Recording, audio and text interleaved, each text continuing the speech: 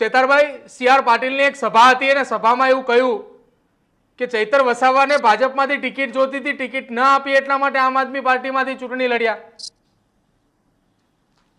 ચૈતરભાઈ વસાવા ધારાસભ્ય બન્યા બાદ હમ સી.આર. પાટીલે એમના પોતાની ઓફિસ સુરત ખાતે મને 3 વાર બોલાવ્યા હતા, ગાંધીનગર 1 વાર બોલાવ્યા હતા, અમે રૂબરૂ મળ્યા હતા 4 વખત, અને એમના ધારાસભ્યને પણ મારી પાસે અનેક વાર મોકલેલા હતા.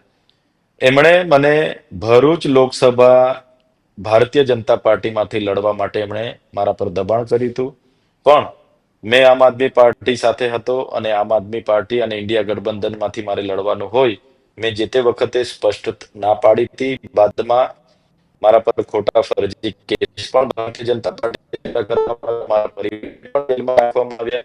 એટલે જે સી.આર. પાટીલે કીધું કે અમારામાંથી ટિકિટ આપી, વાત બિલકુલ ખોટી છે. એમણે ભરૂચ લોકસભા ભારતીય જનતા પાર્ટીમાંથી લડવા માટે જ મને બોલાવ્યા હતા અને દબાણ પણ કર્યું હતું અને સ્પષ્ટ ના પાડી હતી, એટલા માટે આ વાત મૂકી હશે.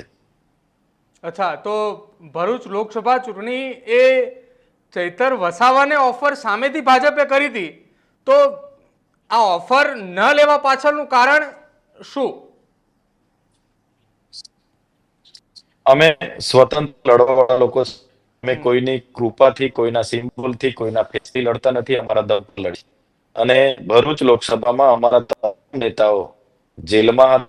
અમારી પાસે કોઈથી સોર્સિસ નહોતા, અમારા દમ પર જ લડ્યા છે. અને દમ પર જે લોકો લાખ લીડની વાત કરતા હતા, એ લોકોને 85,000 માત્ર લીડ મળી છે. આવનારા દિવસોમાં બધાનો સહકાર છે અને બધા ઈચ્છા ધરાવશે તો ફરી પણ લોકસભા લડવાનું હશે તો અમે લડીશું. મિત્રો, આવા જ વિડીયો અને શોર્ટ્સ જોવા માટે આજે જ અમારી ન્યૂઝ રૂમ યુટ્યુબ ચેનલને સબસ્ક્રાઇબ કરો.